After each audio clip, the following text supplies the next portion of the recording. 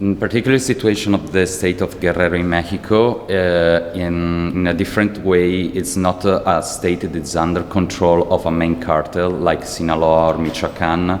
In Guerrero, there are more than 40 criminal groups that are fighting to each other, and so the consequence is a huge escalation of violence.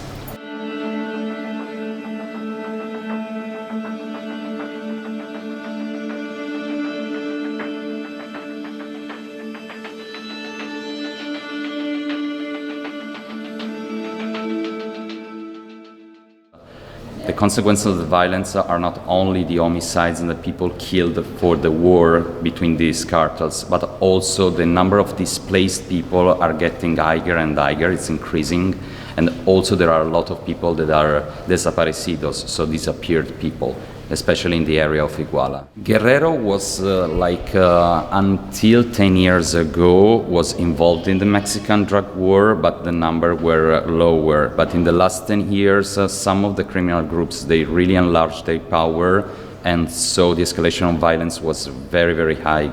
If you think that the main city is not the capital, Acapulco, it's comparable with Caracas, Tijuana, and Los Cabos for murder rate. We're talking about 100 people for 100,000 inhabitants of the city killed by the criminal groups. This is a particular example of the escalation of the violence. We are in Rincon de Chautla. It's a really small village north to Chilapa, in the middle of the Región Centro, so in the center of the mountains of Guerrero.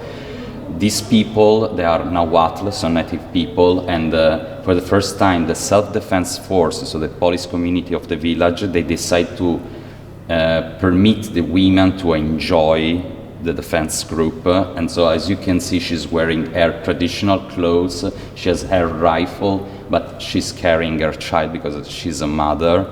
And it's insane that this population, they think that this is the answer to fight against the criminal groups. The police community of Rincon de Chautla decided last year, because they start to be attacked by Los Ardillos in the beginning of January 2019. And after the women, they decided also to involve their children in the self-defense groups. We're talking about children between 8 and 14 years old, like the oldest one is 14, and they are doing the training with the police community, how to use a rifle, how to clean the weapons, etc., etc. They are afraid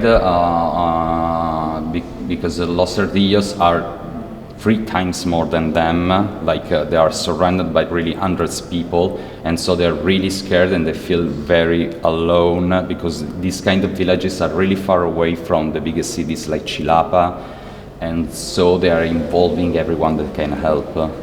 I don't think that is the answer, but they really feel forgotten. That's why I'm underlining the title, Forgotten Guerrero.